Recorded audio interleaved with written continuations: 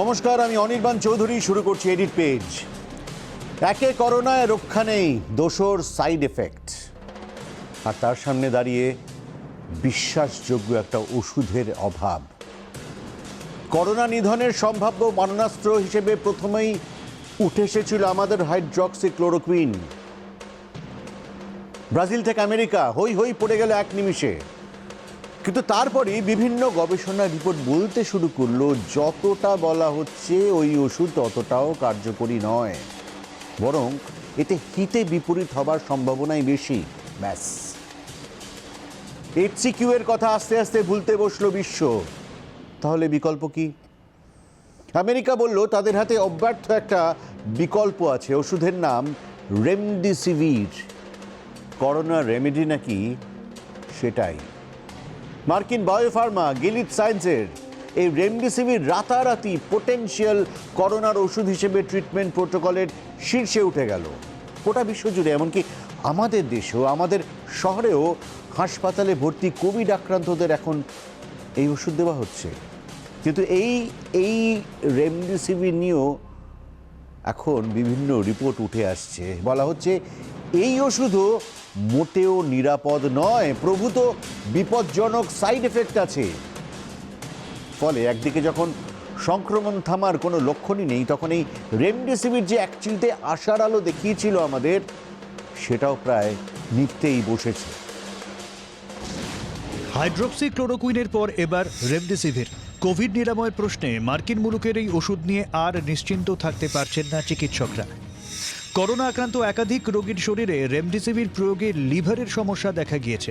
একটা নয়, এই মর্মে একাধিক রিপোর্ট হাতে পেয়েছে কেন্দ্রীয় স্বাস্থ্য মন্ত্রক। স্বাভাবিকভাবে রেমডেসিভির প্রয়োগ নিয়ে খানিকটা সন্দিহান সরকার। সূত্র বলছে, মন্ত্রকের এক উচ্চপদস্থ অফিসারের কথায় সরকারি ও বেসরকারি দু ধরনের হাসপাতাল থেকেই রেমডেসিভির নিয়ে উদ্বেগজনক রিপোর্ট পেয়েছে সরকার। স্বাস্থ্য মন্ত্রক এই নিয়ে আরও তথ্য সংগ্রহ করছে। এই ওষুধ কিন্তু চোখ বন্ধ করে সব ধরনের রোগীর ওপর প্রয়োগ করা যায় না, সতর্ক করছেন বিশেষজ্ঞরা। অক্সিজেন ডিমান্ড আছে বা অক্সিজেন ডিমান্ড বাড়ছে, সেই ধরনের মডারেট টু সিভিয়ার পেশেন্টদের রেমডেসিভির সবচেয়ে ভালো কাজ করে। রেমডেসিভিরের সমস্যা হচ্ছে যে অনেকের লিভার এনজাইম বেড়ে যায়, সেটা মাথায় রাখতে হবে এবং পরীক্ষা করতে হবে। এবং যদি কোনো পেশেন্ট অলরেডি মাইল্ড সিমটমের জন্যে ফ্যাভিপিরাভির পেয়ে গিয়ে থাকে এবং তাতে তার LFT অ্যাবনর্মাল হয়ে থাকে, তাহলে রেমডেসিভিরের ইউজ মুশকিল। রেমডেসিভির নিয়ে সাম্প্রতিক রিপোর্ট বলছে, যাদের লিভারের সমস্যা আছে এই ওষুধ তাদের দেওয়াই যাবে না। লিভারের সমস্যা নেই এমন রোগীকে রেমডেসিভির দিলে তার লিভার সমস্যা দেখা দিচ্ছে। ইবোলা মোকাবিলায় মার্কিন সংস্থার তৈরি এই রেমডেসিভির ওষুধটি এই মুহূর্তে ভারতের মাত্র দুটো বড় সংস্থা বিক্রি করার অনুমতি পেয়েছে, সিপলা এবং হেটেরো ল্যাবস। যদিও সরকারি সূত্রে যে খবর মিলছে তার সঙ্গে একমত নন ওষুধ সংস্থার কর্ণধাররা।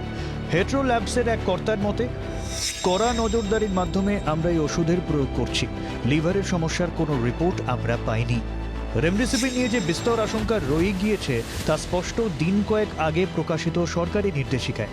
সেখানে বলা হচ্ছে, লিভার কিংবা কিডনির সমস্যা থাকলে রেমডেসিভির প্রয়োগ করা যাবে না। রোগীর বয়স যদি 12 বছরের কম হয় কিংবা রোগী যদি অন্তঃসত্ত্বা বা প্রসূতি হয়, তাহলেও এই ওষুধ দেওয়া যাবে না। ওষুধের স্রষ্টা গিলিড সায়েন্সেসও বারবার এর প্রয়োগ নিয়ে সতর্ক করছে। ওষুধের প্রত্যেকটা উপাদানের কার্যকারিতা বুঝে শুনে তবেই রোগীকে ওষুধ দেওয়ার পরামর্শ দিচ্ছে তারা বলছে, সাধারণ ট্রায়ালের ভিত্তিতে নয়, প্রত্যেক রোগীর ধরন বুঝে তবেই তার ওপর রেমডেসিভির প্রয়োগ করতে হবে। প্রশ্ন উঠছে, 1063 জন রোগীর ওপর ক্লিনিক্যাল ট্রায়ালের পরেই তাহলে এই বিষয়গুলো বিস্তারিতভাবে জানানো হলো না কেন? বরং আমেরিকায় ট্রায়ালের পর বলা হয় রেমডেসিভির প্রয়োগে 31% দ্রুত সুস্থ হয় করোনা রোগী। যদিও ল্যান্ডসেটে প্রকাশিত চীনের একটি রিপোর্টে বলা হয় করোনায় রেমডেসিভিরের বিশেষ কোনো কার্যকারিতা দেখা যায়নি। ডাক্তার অবশ্য বলছেন, করোনার চিকিৎসার সুনির্দিষ্ট কোনো পথ এখনও খুঁজে পাওয়া যায়নি। বিষয়টি এখনও আতশ কাচের তলায়। কিন্তু এই মুহূর্তে খানিকটা হতাশই করেছে রেমডেসিভির। এতদিন ধরে একমাত্র আশার আলো হিসেবে স্বীকৃত এই ওষুধও বোধহয় অগ্নি পরীক্ষায় আটকে গেল। ব্যুরো রিপোর্ট, জি24 ঘন্টা। রেমডেসিভির নিয়ে একদিকে যখন নিরাশা বাড়ছে, ঠিক তখনই কেমন একটা সন্দেহ দানা বাঁধছে। আচ্ছা, যে ওষুধের এত সাইড এফেক্ট, তাকে গত কয়েকটা মাস ধরে কেন এমন সার্বিকভাবে অব্যর্থ বলে দাবি করা হলো? কেন সারা পৃথিবীর কাছে এই ওষুধটিকে পুশ করা হলো? এই একই রকম সাইড এফেক্টের কথা বলি তো হাইড্রক্সিক্লোরোকুইনকে করোনা অস্ত্রের তালিকা থেকে প্রায় রাতারাতি সরিয়ে দেওয়া হয়েছিল। কিন্তু রেমডেসিভিরের সাইড এফেক্টের কথা জানতে এত সময় লেগে গেল কেন? কেন জানেন? কারণ ওষুধ তৈরি এবং তার বিক্রির সঙ্গে এতই বড় একটা অঙ্কের টাকার হিসেব জড়িয়ে আছে যে এই ড্রাগ ইন্ডাস্ট্রিতে যা হয় তার সবটাই সেফ প্রফিট অ্যান্ড লসের হিসেবে হয়। হ্যাঁ, আমাদের মৃত্যুর বিনিময়। করোনায় রক্তাক্ত গোটা পৃথিবী, তবে এর মধ্যে দাঁড়িয়েও লাভের হিসেবটা করতে ছাড়ছে না ড্রাগ মাফিয়ারা। হ্যাঁ, মাফিয়াই বলবো তাদের। পশ্চিমের তাবড় সব ওষুধ সংস্থা আদতে তারা মাফিয়াই। তারা এতটাই শক্তিশালী এবং প্রভাবশালী যে তৃতীয় বিশ্ব থেকে উঠে আসা কার্যকরী কোনো ওষুধকে খারাপ বলে ঘোষণাও করে দিতে পারে তারা, আর তার পরিবর্তে নিজের সংস্থার ওষুধ বিক্রি করে আখের গোছায়। বিশেষজ্ঞদের একাংশ বলছেন হাইড্রক্সিক্লোরোকুইনের পার্শ্ব প্রতিক্রিয়া আছে ঠিকই, কিন্তু সেটা নিয়ে যেভাবে ঢিঢি ফেলে দেওয়া হলো তা অত্যন্ত বাড়াবাড়ি। অথচ রেমডেসিভিরের ক্ষেত্রে কৌশলগতভাবেই তা করা হয়নি, কারণ মার্কিন সংস্থার ওষুধের সঙ্গে প্রভাবশালী সংস্থাগুলোর লক্ষ্মী লাভের হিসেব জড়িয়ে আছে। আইসিএমআর কিন্তু তার পরামর্শপত্রে ফ্রন্টলাইন যোদ্ধাদের জন্য HCQ বা হাইড্রক্সিক্লোরোকুইনের কম ডোজের ব্যবহার বহাল রেখেছে। খোদ মার্কিন প্রেসিডেন্ট এই ওষুধ ব্যবহার করেছেন এবং সুস্থ থেকেছেন। তারপরেও কেন এই ছাপানুতোর? ল্যান্সেট পত্রিকার সম্পাদক ফিলিপ ব্লেজি নিজে একজন বিখ্যাত চিকিৎসক। ফ্রান্সের প্রাক্তন স্বাস্থ্যমন্ত্রীও 2000 সালে বিশ্ব স্বাস্থ্য সংস্থার ডিজি পদের প্রার্থী তালিকাতেও তার নাম ছিল। তিনি প্রকাশ্যেই বলেছেন, কিছু ওষুধ সংস্থা অর্থ ও ক্ষমতার দিক থেকে এতটাই প্রভাবশালী যে নিজেদের প্রফিটের হিসেব ধরে রাখতে তারা যে কোনো পদক্ষেপে নিতে পারে। অ্যাজিথ্রোমাইসিন এবং হাইড্রক্সিক্লোরোকুইনের এই দুটো ওষুধে করোনার চিকিৎসা সহজে করা সম্ভব বলেই তিনি মনে করেন। এবং স্বাভাবিকভাবেই ফিলিপের এই বিস্ফোরক মন্তব্য শোরগোল ফেলতে বিশেষ সময় নেয়নি। গত কয়েক মাসে হাইড্রক্সিক্লোরোকুইনকে পিছনে ফেলে রেমডেসিভিরের উত্থানের ফলে ওষুধ নির্মাতা ও বিক্রেতা সংস্থাগুলোর ভাড়ার ভরে উঠেছে যথারীতি। কিন্তু পরিবর্তে মহামারীতে প্রাণহানি বাড়ছে এবং বেড়েছে। ড্রাগ মাফিয়াদের এই নেপথ্য কাহিনী সত্যি শিউরে ওঠার মতো। তাহলে কি করোনা দাপটে হওয়া আর্থিক ক্ষতি রেমডেসিভির দিয়েই পুষিয়ে নিতে চাইছে আমেরিকা? নোভেল করোনা ভাইরাসের চিকিৎসায় দুজনের একই রকম রেজাল্ট। দুজনেরই কিছু সাইড এফেক্টস আছে, আবার দুজনেরই কিছু প্লাস পয়েন্ট আছে। কিন্তু গবেষকদের একাংশ বলছে হাইড্রক্সিক্লোরোকুইনের কার্যকারিতাকে খারিজ করে রেমডেসিভিরকে বাড়তি গুরুত্ব দেওয়া হয়েছে। বিশ্বজুড়ে রেমডেসিভিরের কার্যকারিতাকে তিল থেকে তালও করা হয়েছে। আমেরিকার কেন্টাকি বিশ্ববিদ্যালয়ের ডক্টর সুমিত ড্যাং, তেলেঙ্গানার একটি স্বাস্থ্য প্রতিষ্ঠানের সিইও ডক্টর অমিত ড্যাং, প্রবীণ চিকিৎসক ডক্টর ওয়ালিস বিএল একযোগে HCQ নিয়ে দ্বিচারিতার অভিযোগ তুলছেন। ইন্ডিয়ান জার্নাল অফ মেডিকেল এথিক্সে প্রকাশিত একটি প্রবন্ধে হাইড্রক্সিক্লোরোকুইন এবং রেমডেসিভিরের এই প্রচারের ফারাক নিয়ে প্রশ্ন তুলেছেন বিজ্ঞানীরা। তারা বলছেন, চুলচেরা বিশ্লেষণে দেখা গিয়েছে সুরক্ষা এবং কার্যকারিতার প্রশ্নে রেমডেসিভিরের থেকে হাইড্রক্সিক্লোরোকুইন এগিয়ে। তবুও কেন তাকে পিছনে ঠেলে দেওয়া হচ্ছে শুধু প্রশ্ন নয়, উত্তরও খুঁজেছেন তারা।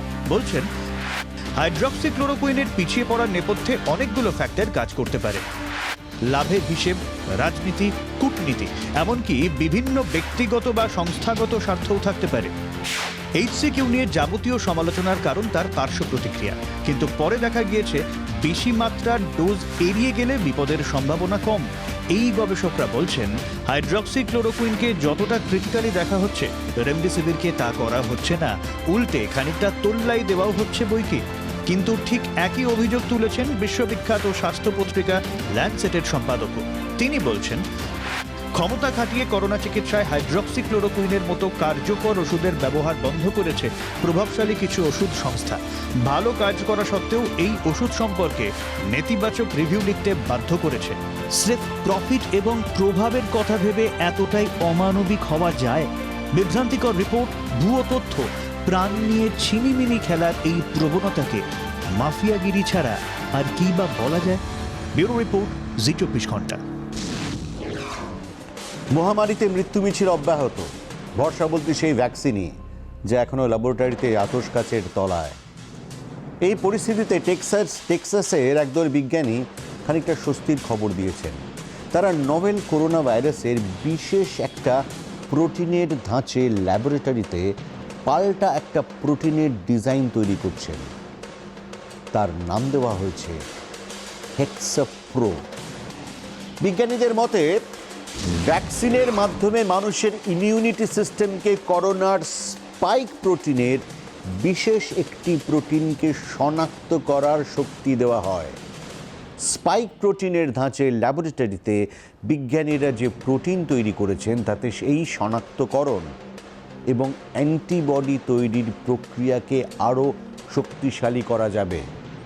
বেশিরভাগ ভ্যাকসিনের ক্ষেত্রে যে প্রোটিন ব্যবহার করা হচ্ছে, ল্যাবে তৈরি প্রোটিন তার থেকে 10 গুণ বেশি কার্যকরী বলেও দাবি টেক্সাসের এই বিজ্ঞানীদের। এই প্রোটিনের ব্যবহার ভ্যাকসিনের ডোজ কমিয়ে দেবে, স্বাভাবিকভাবেই ভ্যাকসিন তৈরির কাজ দ্রুততর হবে। এই গবেষকরা আরও বলছেন, হেক্সাপ্রো কোভিডের অ্যান্টিবডি টেস্টের ক্ষেত্রে সেক্ষেত্রেও ব্যবহার করা যেতে পারে। মার্কিন ওষুধ নির্মাণকারী সংস্থা মডার্না ক্লিনিক্যাল ট্রায়ালে যে RNA 1273 প্রোটিন ব্যবহার করেছে, তুলনামূলকভাবে এই হেক্সাপ্রো তারই উন্নততর প্রোটিন কম্পাউন্ড। সায়েন্স জার্নালে ইতিমধ্যে এই প্রোটিন নিয়ে বিস্তারিত রিপোর্ট প্রকাশ করেছেন টেক্সাসের এই বিজ্ঞানীরা।